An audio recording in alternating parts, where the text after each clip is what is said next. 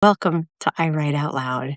This is a very special episode because it is about dogs. And so I thought I'd start off with Kira right here. She's thrilled. Can you tell? She's like, I don't know what I'm supposed to be doing right now, but I don't know that this is it. Have you ever seen such a face? Look at her. I'm very excited to talk about Woody the dog. And revisiting that story just made me very doggy sentimental. So I have to just do this and love on her. And hopefully you all can feel how snuggly this little face is. You're ready to get down. You know what you get for being such a good dog? You're such a good dog. Would you like a treat? We're going to give her a treat before we get started because sometimes you have to indulge. Yeah, you want it down now. I know. Here you go. You want it? Good dog. Okay. Hi, everybody. Welcome to I Write Out Loud. I am Dana Dubois, and I am thrilled that you are joining me for my little corner of Substack where we talk about memoir, personal essays, storytelling, or specifically, I guess, I talk about them and you write about them back to me. Anyhow, I'm so thrilled that you all are here, and I'm going to go ahead and open the live so that I can chat back. The amazing Karen Marie Shelton is here being the world's best moderator and is greeting everyone. I see so many folks are here. I love this new Substack update, which seems to really help people find lives because the last couple days, there have just been so many more people on my lives, on the lives I've watched. It is great to see, and I'm going to type a quick, hi, I'm here. Welcome. So I think a lot of you here might know the drill already, but I'm going to say it anyways. I Write Out Loud is my home online for all of my personal essays that I have written. And I launched it just last week. So today is episode 9 and story number 9 because it's Thursday. And the motive behind it was twofold. One was I have essays scattered all over from my last few years of writing there in Medium and Substack and various national and local publications. And I wanted to have a beautiful home where people could read my writing and also hear me read my writing. So I Write Out Loud is that space. And I am rolling out a new story nearly every day. And I'm saying nearly because life will happen. I have a ton of content to move over, a ton of stories to tell, and then I have new ones that I'm writing. They will all live here. They will have a consistent look and feel. They will all have my voice narrating. And then after each one goes live, I'm going to do a podcast about it to talk about the story itself, what went on behind the scenes, to hear your input on how the story impacted you and kind of up-level the conversation by having a conversation back with you here. So it is also an act of, if not rebellion, at least audacity on my part. I was really finding that writing in 2025 felt unimportant compared to fighting everything going on in our country.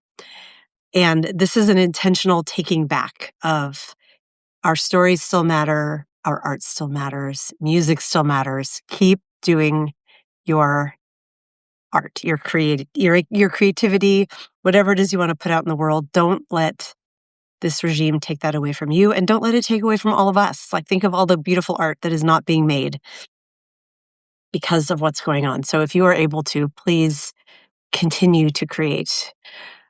That is what I Write Out Loud is for me.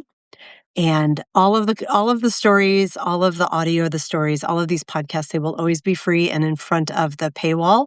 I am humbly requesting, if anyone is moved by this project and is able, your support is most welcome. I have a subscribe page. I could pull it up real quick. Karen probably has it too. We'll do a race to see who gets there first. But it is hard as a creator to ask for support. And also it takes a ton of of time and energy to do this every single day. So, oh, you put the link up already. Karen, I don't even know why I bothered because I knew oh yeah, I see it up here. And you've got the links to the story we're going to talk about today. Thank you. Thank you. Oh my gosh, Andrew Luxem. Hi. It's so good seeing a person I know in real life here in my chat. Hopefully I'm not embarrassing you by calling you out. Andrew and I used to work together many years ago. And we've kept in touch through social media. So great to have you here. And usually I wait at least a few minutes before I jump in the story, but I think this was enough time and there's so many folks here. I'm going to go ahead and jump in. And I'm going to preface it by saying this might be that happiest story I've ever written. And even though, spoiler alert, the dog dies, because the dog always dies, right?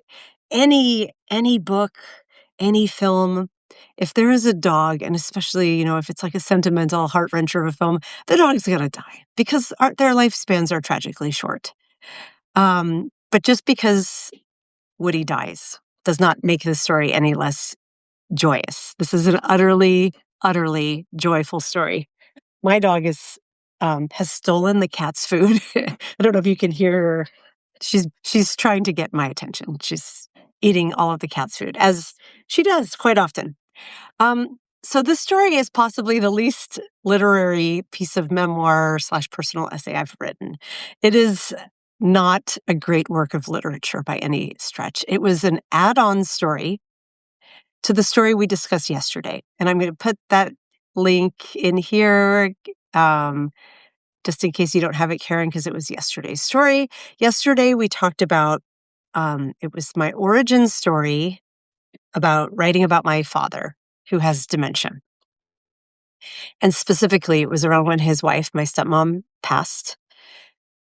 It wasn't unexpected, but it wasn't expected either. She was ill. She had MS, but her actual death was unexpected. And so I had to fly from Seattle to Florida on a literally this much notice. I got there a day and a half later, including the flight, to attend her funeral, and then had the unenviable task of consoling my father, of course, but also of trying to figure out everything he needed next before returning home. And that meant getting him into finding a memory care center that was available and that was appropriate for him, and then buying all the furniture and everything you need to do. It's basically like sending a kid to college, just more adult diapers, less ramen, I guess, because you have to furnish and get personal care and all those things for these rooms. So it was an immense amount of work and all of the finances, and also had to get their home ready to sell. It was in a pretty big state of disrepair after 35 years with him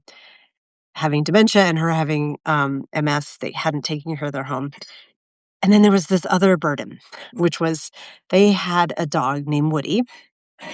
Woody was the most fractious, unpleasant little dog I've ever met in my life. He was, at the time my stepmom passed, he was 12, which is pretty old for a dog. He was diabetic. He was incontinent and had to wear a diaper. He was fractious. And by that, I mean, if he could, and he was blind.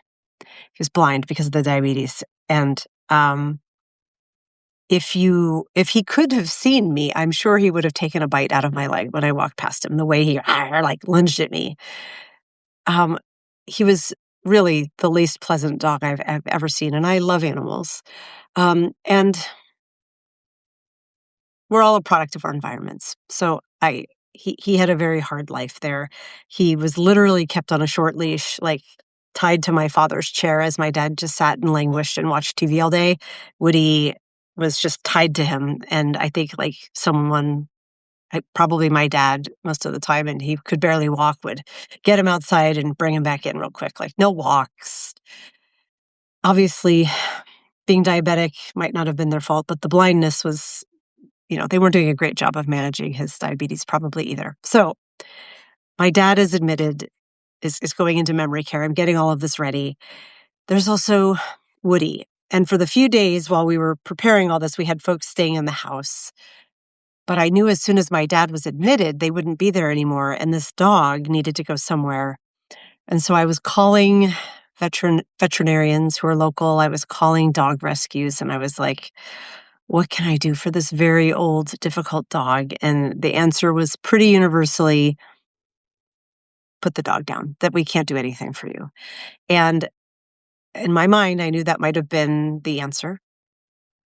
But in my heart and my completely overwhelmed heart and soul of managing this excruciating time, I was like, I remember calling my brother, who was wonderful, but he was traveling in Europe with his family at the time. So this was on me, that I was like, I don't think I can't deal with also killing the dog before I go, having the dog put down. Like, I don't think my heart can take it. And I couldn't take him. I have a dog and 2 cats and 2 kids. I'm already overloaded.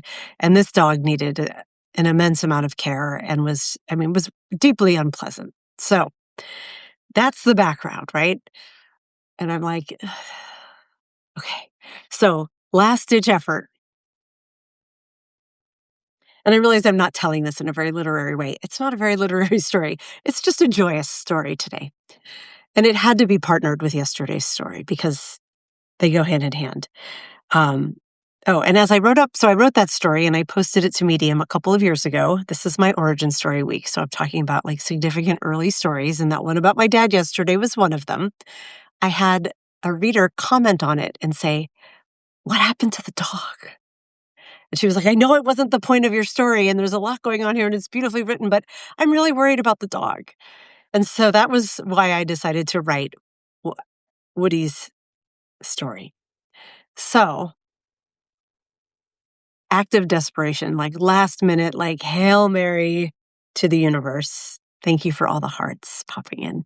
Last, just like, I have no idea what the hell else to do. I remembered that a friend from high school who still lived in South Florida, really big dog lover, really into animal rescue, and had posted on Facebook about this. I reached out to her and I was like, "Laura, help me. This is my situation. Or can you help me?"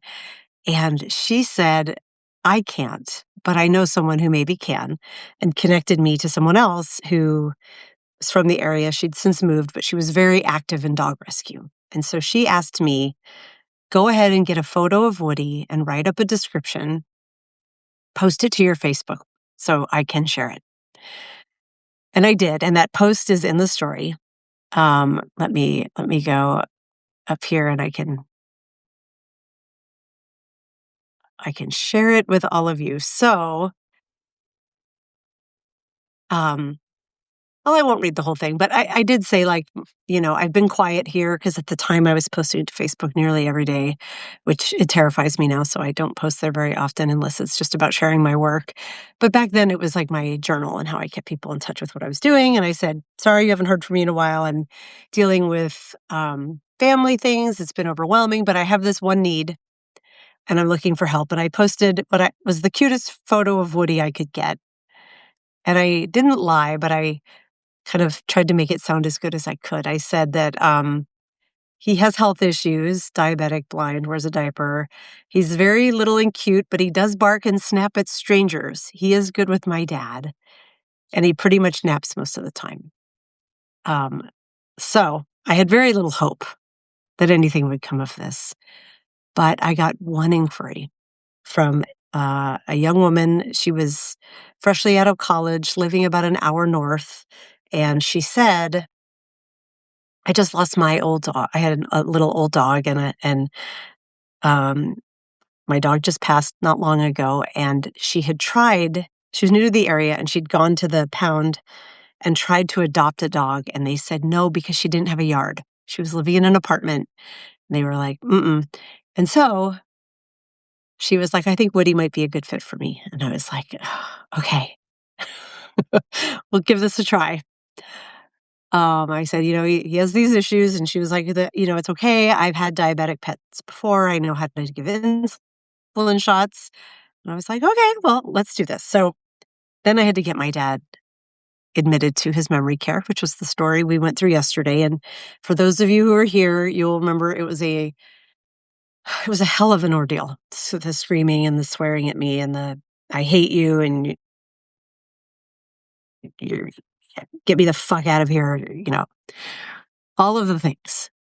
very emotionally exhausting. And it had been a very emotionally exhausting almost 2 weeks in Florida at that point. So I go back to my dad's house to meet her, the woman, and I walk in the house and already I'm struck by how much lighter the home feels because my dad's not there anymore. Of course, his wife is not there anymore. And the house, this part isn't in the story, but my stepmom um, was not a nice person. I know it's not nice to speak ill of the dead, but she was not. Maybe on Sundays, behind the scenes, paid subscriber, weekly recap live. I'll talk more about her and the hate files I found, including one about me when I cleared out her office. But she had two nieces and a nephew, of whom two were estranged. But they were very close with her mother, their grandmother, who I believe is still alive and now 97, 96 or 97 years old. She's in her 90s. She'd been living with my dad and her daughter. And so this granddaughter this niece who was like the bad niece who had been cut off was in the house visiting her grandmother. And she had not been allowed there for a long time. And she just looked at me and was like, and I barely know her. I think the last time I saw her was like at their wedding, maybe. She was a little kid then. I think she's about 12 or 15 years younger than I am. But she just looked at me and was sort of like, it must have been really hard growing up with him. And I was like, yeah, it really was. But so it was just this, wow, there's light and levity and like new energy moving into this house. And then the woman shows up to meet Woody, who's still tethered to the chair because was his life. And she comes in and actually, I'm going to read this part because this part I always read a part of my essay, and this is the part that I'm going to read. Okay. She just lost her elderly little dog and didn't have a yard, so she thought Woody would be a good pet for her. We arranged for her to come down the day after my dad went into memory care. She sounded excited. I was hopeful, but not too optimistic. Woody didn't make the greatest first impression. The day came. I entered my dad's house for the first time without him in it. Much as I experienced when he moved out of my childhood home once he and my mom split, the house felt so much lighter. She arrived at the house and came in to meet Woody, and before I could warn her, "Be careful, he snaps, he doesn't like unfamiliar people," she just went right in, and you know what happened? He leapt into her arms and started licking her face. And yes, I wrote it in all caps because it was that shocking.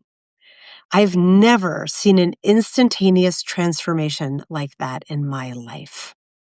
Suddenly, Woody was happy, friendly, bouncing around her on his little legs and eager for pets and snuggles.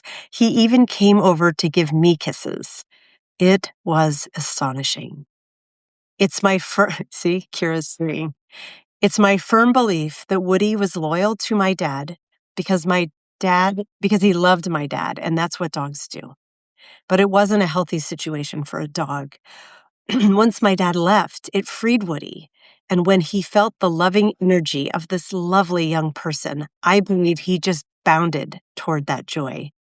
Woody left with her and never returned. And oh, what adventures they had. Woody's new person would send me text updates complete with photos and videos. They went on road trips and to farmers markets and restaurants and to visit family and friends all over. It was very clear from the photos. Woody had an absolutely amazing life with her. You could see it from the shine in his eyes, the new spring in his stance, the way he'd sleep on top of her shoes. He loved her, and he loved his life with her. It was probably that love that kept him alive another year, in spite of his very advanced age and health issues. Sadly, she texted me last week when I wrote the story. It was last week. It's now been a couple of years. It was actually on the year anniversary of, right around the year anniversary of when my stepmom passed. She texted me that Woody had passed away. It was unexpected and quick, and she was devastated. She wrote, "He has been the perfect dog for me for the last year, and I have no idea what I would have done without him. He's traveled all over and made friends wherever he went. I'm including some pictures from his last few weeks. My apartment is already too quiet and empty without him. He got around so well for a blind little guy. He and my neighbor's toddler were best friends and played so well together. He loved to sit and cuddle and followed me wherever I went. He was obsessed with water and blueberries, loved to go in the car, and could smell a chicken nugget no matter how far away you were. He was so different from when I picked him up last summer. I know she's gutted, but I hope she knows that he lived because he loved her so much. She gave him one amazing final year full of love.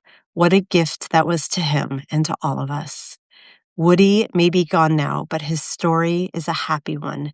He knew true love and had amazing adventures up till the very end.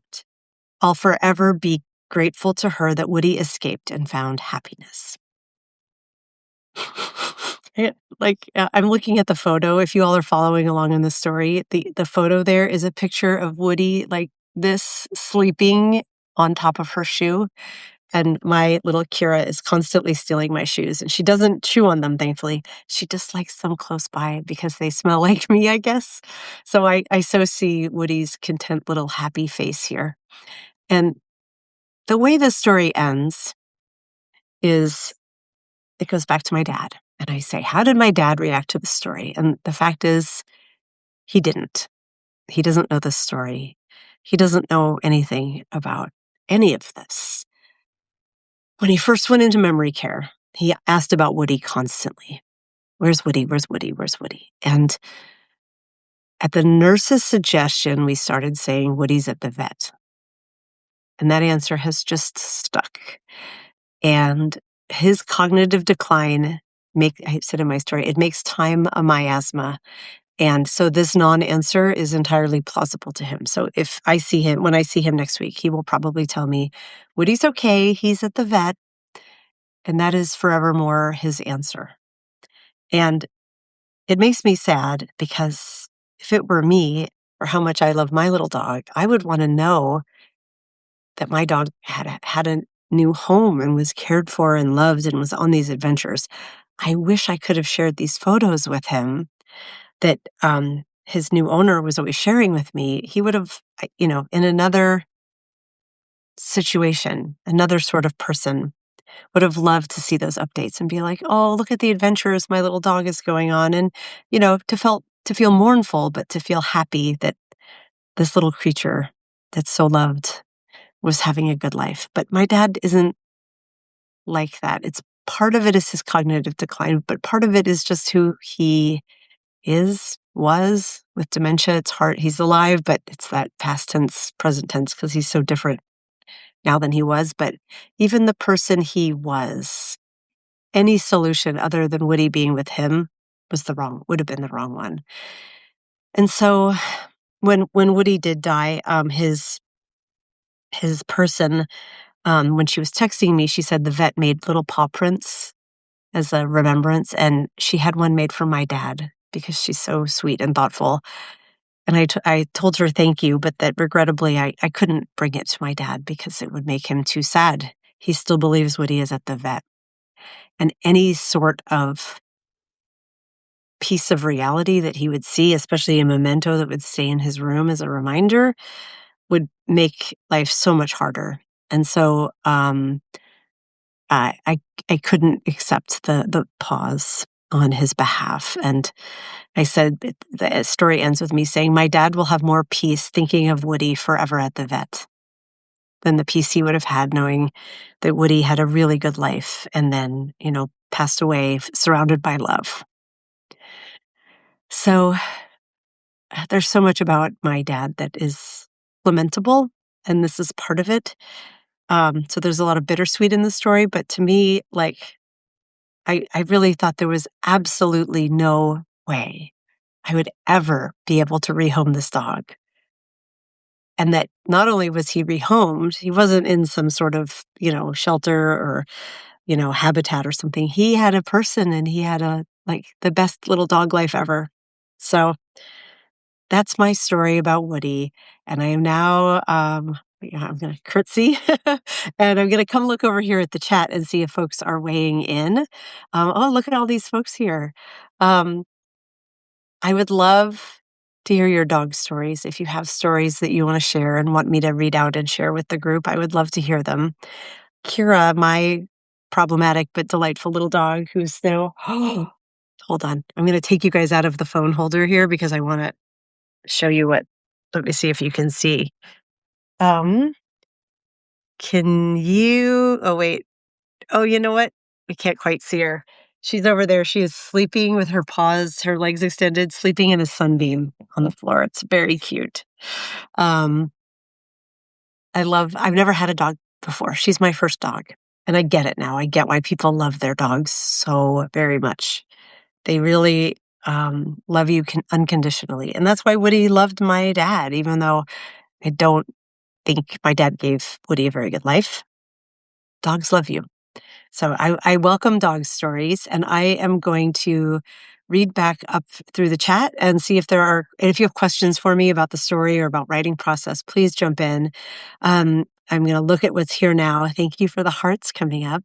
It's really hard when you have to make these kinds of choices for other people. Oh, Luca, those 2 weeks they were crazy. They were really, really hard. Um, Oh, you have a Morkie. Is that a Maltese meets a Yorkie, Lynette? That sounds like a very cute dog. Oh no, you had a tooth break off when eating a bone and the vet visit. I did not know that Morkies had teeth issues, so good to know. Um, Lynette says, I cried at all the photos. Oh, me too. I got teary when I was reading this one aloud to upload the audio recording. My husband had to take our Jackson to Cornell Animal Hospital in the wee hours of the morning. He's doing better. Oh, right now. They're discharging him hopefully now. That I see. That's what you were talking about with the tooth problem. Well, I hope Jackson is okay. I would love to see a photo if you are willing to post one to Substack when Jackson comes home so we can see your cutie pie. And Thomas says, interesting story yesterday. Thank you, Thomas. And thank you for coming back. That's so cool. And let me see here. Lots of folks joining. Poor Woody had the best last year of his life. He really did. He really, really did. I'm scrolling up here. Everybody greeting everyone. Oh, hi, Wendy Parker. Nice seeing you here. I haven't seen your name in a while. It's lovely to see it in the chat. Okay, I think these are all mostly hellos. So I'm going to scroll back down to the bottom. And Lynette says, you're amazing, Dana. I can't believe you did all of the things for your dad. Thank you. I had to. There was no one else to do them.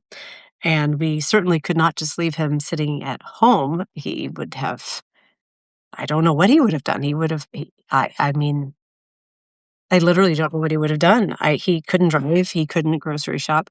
He probably would have picked up the phone and just started calling me and being like, Dana, help me.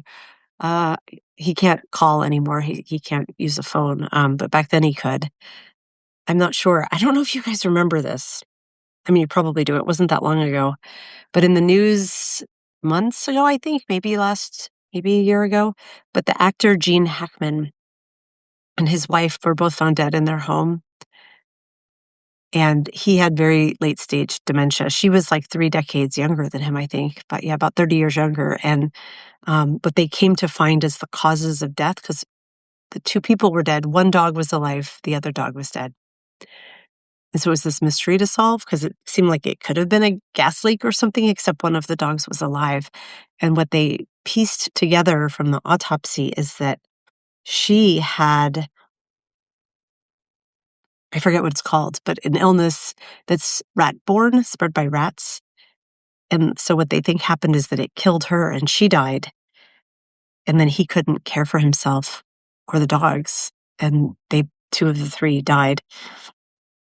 And that story really haunts me that, like, memory care centers aren't great. None of us want to think about, like, oh, I really want to end my life living in a little room in an institutional setting that doesn't smell great and these things. But I'm sure that his wife thought she was doing right by him by caregiving for him. but she was so vulnerable. Our culture is so vulnerable. Even someone who I have to think had immense means. I mean, Gene Hackman was a really big actor, didn't seem to have a support network and either didn't have the means or by the time she realized how bad off she was, it was just too late.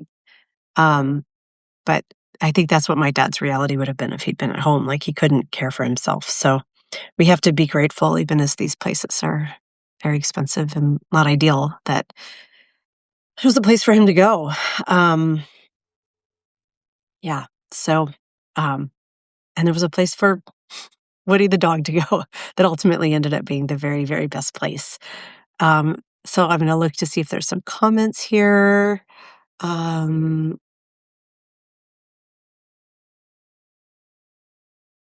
I see. Okay, Karen is asking this on behalf of Thomas.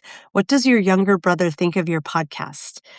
I don't think he's watched me podcast before. No, he has watched a few episodes of the Daily Whatever Show. He is a subscriber and he reads my work pretty intermittently, but usually when I publish about our dad, he reads it and he will comment back. He'll write to me or call me and be like, that was a really good essay. He really liked this one. The one about my dad. I don't know if he read the one about Woody, but he is supportive of my writing. And I think he finds the work I do about our father really interesting. We've had some conversations after I write, because writing about it really helps me like think through what's going on. And so I think it helps him process too. That's a really good question. Thank you for asking it. Lucas says, my mom has dementia. She asks about her mom and my brother a lot, both of whom have passed. I have to tell her that they can't be here, but she'll see them soon. That's a really good answer, Luca. My first career was as a speech pathologist, fun fact, and I worked a lot with stroke patients, and then eventually some with folks who were living in skilled nursing homes, memory cares. And there's a point where someone is kind of rehabable, where you want to orient them and say like, "Oh yeah, no, this is what reality is," because there is a path forward that they may get better. But when it comes to a progressive dementia like what my father has and what it sounds like your mom has, I think it's unkind to reorient them. And it's far better to accommodate where they are and to keep them calm and happy than it is to go in and be like, "No, mom, they're dead. Don't you remember?" Like, they're effectively, if you do that, you're effectively putting them through the grief again and again and again because it's new to them when they hear it, right? So I think what you did was an immense kindness, Luca, and I imagine what you continue to do, it sounds like. I used to reorient my dad when I would come visit. At the beginning, he knew most of the time that his wife had died. But then and I could never quite determine if it was attention seeking or if he actually believed she was still alive when he would ask me. Um, and I would try to reorient him. I don't do that so much now. I usually, if he says something about Ruth, I just kind of nod my head.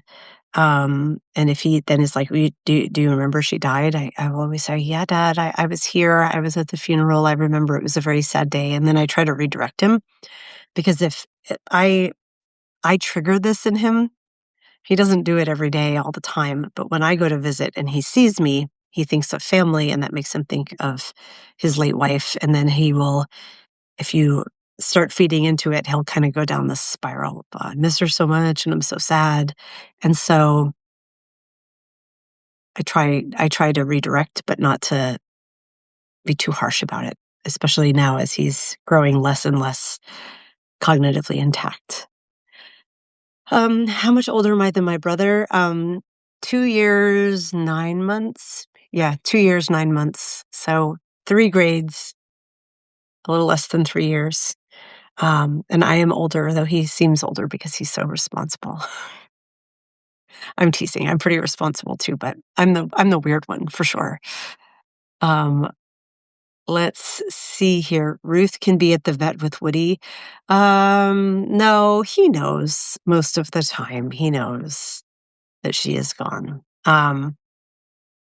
Yeah, he knows she's passed, so it's not a good connection for him, right. Sometimes he'll be like, "Oh, Ruth's not doing so great, and, I worry about her, and I'm here."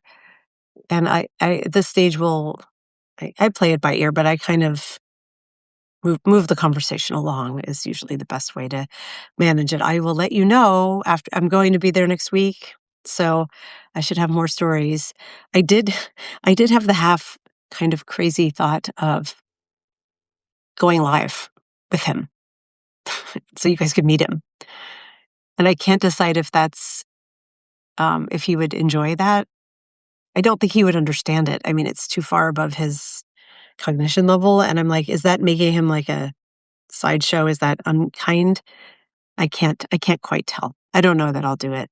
I am gonna try to talk my mom into doing one of these with me. I thought that would be fun. Like she could just sit next to me and come on camera um, while I'm there. We'll see if I can get her to do it. She does not read my stuff hardly, and she's certainly never seen my podcast. She's not very technologically savvy. So, but I think she might get a kick out of me being like, "Look, mom, there's this many people here and they're writing back to us, see?" Yeah, she is very adorable. And my dad does have friends at the memory care. The ladies like my dad, they're not like the men are way outnumbered by the women. And so he has one friend in particular, Andrea. She's the only one I've seen there who puts on a full face of makeup every day, and she has jewelry, and she carries a handbag, and you would never know from looking at her that anything is wrong. She just looks very sharp and put together, but she has I mean, she has no short-term memory at all. Like, she definitely needs to be there even though you couldn't tell from looking at her. She's walking, but yeah, she just sits by my dad. And they're just that's the one in the story when they were picking on him and saying like, "Oh, are you gonna marry her? Is she your girlfriend?" And he got very upset. That was her. They're always kind of nearby each other, but, uh, it makes me happy to know that he has friends there. Whenever I'm there, they're always like, "Your father is so sweet. We love your dad." Which given my history with him, I'm like, "Okay, I don't know if sweet is the first word that comes to mind for me, but sure, let's call him sweet." Um So yeah, that's the story of Woody. He, I feel like that little story just elevates us all. I remember posting the follow-up on Facebook because, that was where I put out the call that we were looking for a home and how everybody was just like, "This is the greatest story ever."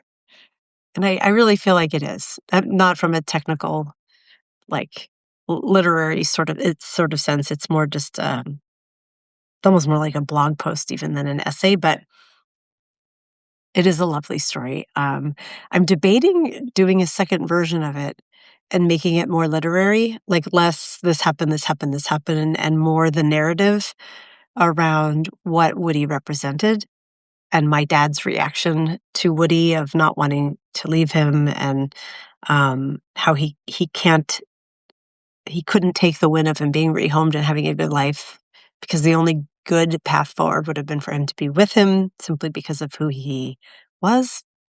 I don't know. I might tackle that because, it would be nice to have, like, a fully robust essay about Woody and what he meant. And this isn't in the story, but it's what my stepmom used to say when she was still alive because she would they would get in pretty big fights. They were both very argumentative, difficult people, and she would intermittently just flip out and call, usually my brother, sometimes me, and just be like, "You have to get him out of here," as if we had control over him, like she was his power of attorney. I mean, they were married, but she would flip out and then very quickly recant the next day. But one of the main reasons that she was like, we couldn't put him in a home was because of Woody, because he has to have Woody near him. And the time I remember being like, okay, that doesn't seem like an adequate reason, but okay. I do wonder if she had lived, these facilities, they're customizable, right? And she could have, if they had both moved into one where she was getting the care she needed for her health. You know, she was cognitively pretty okay. And he was getting the support he needed for his growing dementia and also for his somewhat declining physical status at that point. Like, how much better off and healthier would they have been? They could have probably moved somewhere where they could have had the dog because her mind and his um, physicality could have been a good combination, but we don't get to A/B test lives, right? I don't know what would have been, but part of me is like, there's no place like home, and also sometimes a single family home is not the right place anymore when people are in decline like that. So, oh, hi, Ben. Yeah, Ben, you missed the whole part about Woody the dog. We're kind of wrapping, or at least winding down a bit. But if you're a dog person, and I believe you to be, I think you would like this story. You should read it or go back and listen to it and get all of the warm fuzzies. I really do want to show you guys my dog. I would have to get up though, and you're connected to a cable, so I don't know that I can.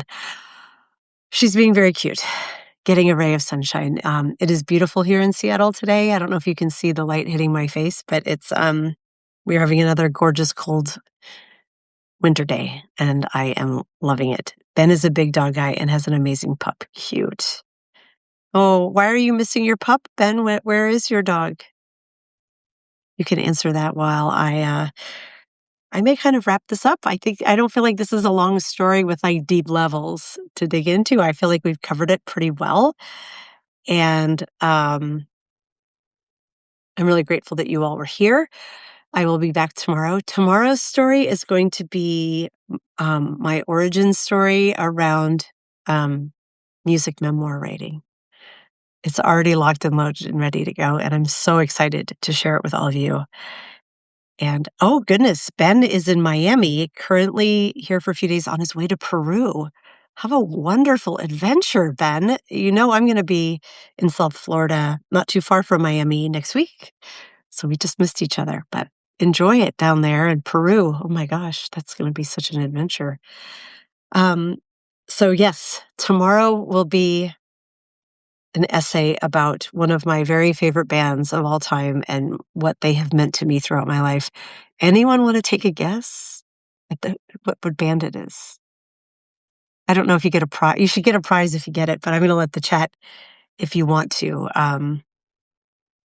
weigh in and see if you can guess what band I'll be writing about tomorrow.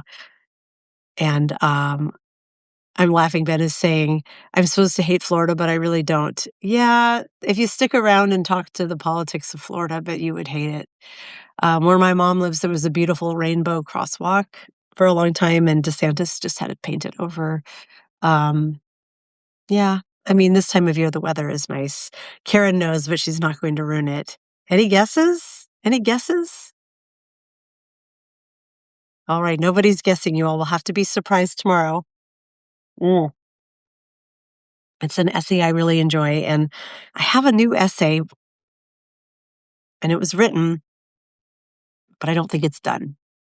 I started recording it last night to share, and I was like, God damn it, this essay is not the way I want it to be. And no, Bob, it was not the Five Veil Electrical Band. Didn't they sing Signs? Signs, signs, everywhere is signs. I believe that's them, and that was absolutely not the band that's been my favorite band for 35 years. But I'm happy that you made a guess. And we had a little karaoke moment together. Okay, you all are going to have to wait till tomorrow. The story will go up at 5:08 a.m. my time, 8:08 East Coast time, because eights are the best numbers. And yes, Bob, it is their only hit. And also, I know it because of the cover, which I believe was Tesla. Back me up if I'm wrong. The band Tesla, not the car company. I came of age when that song was popular. So the essay will go live tomorrow. I will have another live like this tomorrow. Next week, I have to figure out what I'm going to do because I will be in Florida. I don't know that I'll be able to run the Daily Whatever show and also do this live. I will definitely be here Monday because I don't leave till Monday night, and then I'm gonna have to kind of figure it out. So, yes, and Karen is pitching, "Please come to the Daily Whatever show tomorrow at 10 a.m. Eastern Time. It will be Fucked Up Friday, where we talk about the news of the week, and we have our competition with our guests to see who can pick the most fucked up news story of the week. Our guest is Michelle Kinney. She is fabulous. It's gonna be a great episode. So, um, I hope to see you all there, and, we'll see you here for I Write Out Loud tomorrow. Bye, everybody.